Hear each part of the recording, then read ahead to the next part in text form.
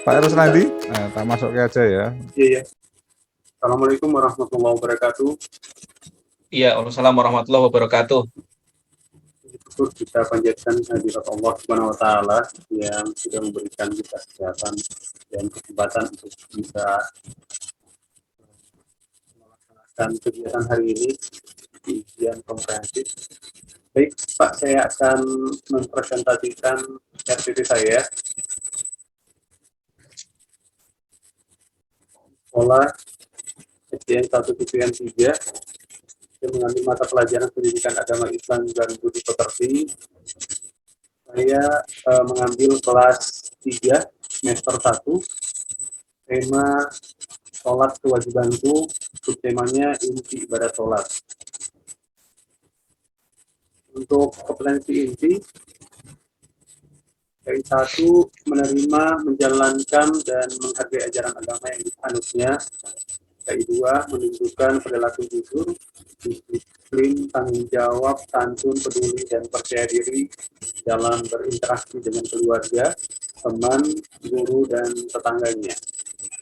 Yang tiga, memahami pengetahuan faktual dengan cara mengamati dan menanya berdasarkan rasa ingin tahu tentang dirinya, makhluk ciptaan Tuhan dan kegiatannya, dan benda-benda yang dijumpainya di rumah, di sekolah, dan tempat bermain. 4. Menyajikan pengetahuan faktual dalam bahasa yang jelas, sistematis, dan logis dalam gerakan yang mencerminkan anak-anak sehat dan dalam tindakan yang mencerminkan perilaku anak beriman dan berakhlak mulia. Kemudian dalam kompetensi dasar dan indikator, Pak, 1.1 menunaikan sholat secara tertib sebagai wujud dari pemahaman Quran Surat Al-Baqarah ayat 3. 2.5 memiliki sikap disiplin dan tertib sebagai implementasi pemahaman makna ibadah sholat. 4. Mengerti makna sholat sebagai wujud dari pemahaman Quran Surat Al-Kautsar. 4.1 menunjukkan contoh makna sholat sebagai wujud dari pemahaman Quran Surat Al-Kautsar. 4.6 menceritakan pengalaman pelaksanaan ibadah sholat di rumah dan di sekolah. Untuk tujuan pembelajaran, pendidikan peserta didik memiliki kemampuan sebagai berikut. Pertama, selalu melalui ceramah, interaktif, dan diskusi peserta didik diharapkan dapat menguraikan inti ibadah sholat. Yang kedua, setelah melakukan diskusi melalui model problem based learning, siswa dapat mengidentifikasi tentang inti sholat sehingga dapat mencerminkan keutamaan menjalankan sholat dengan baik dan benar, kerjasama, kreatif, dan perilaku. Yang ketiga, setelah mendapatkan arahan dari guru, peserta didik dapat mendeskripsikan pengalaman melaksanakan sholat baik di rumah maupun di sekolah. Itu nanti ada membandingkan nilai, kondisi, dan pengalaman. Materi pembelajaran ibadah sholat.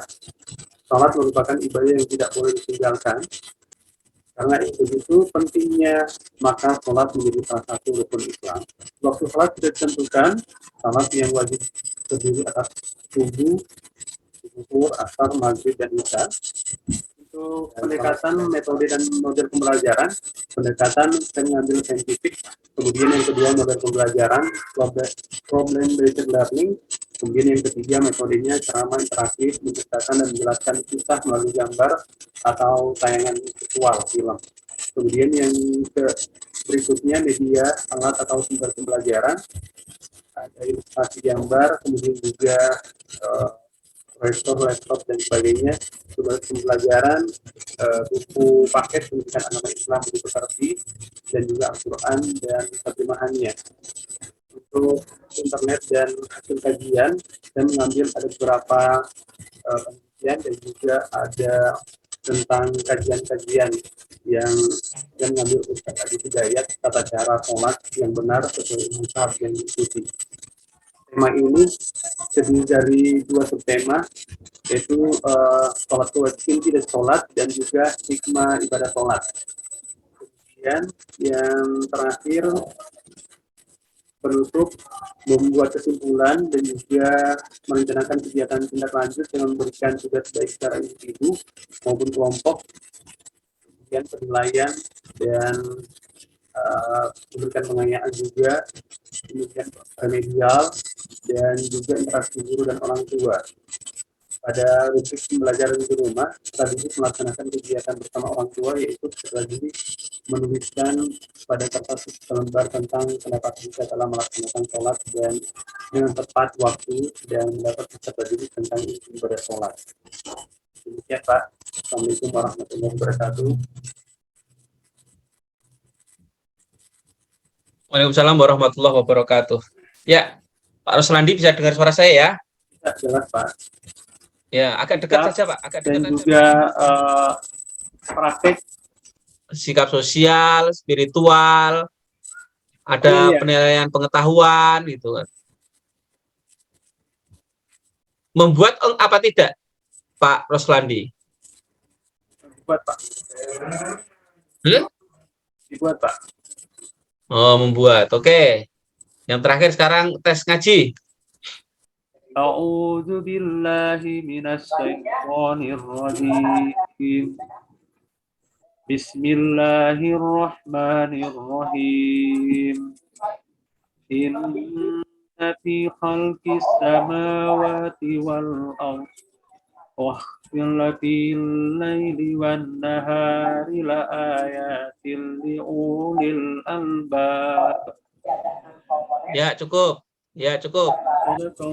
Ya. Pak Roslandi, Pak.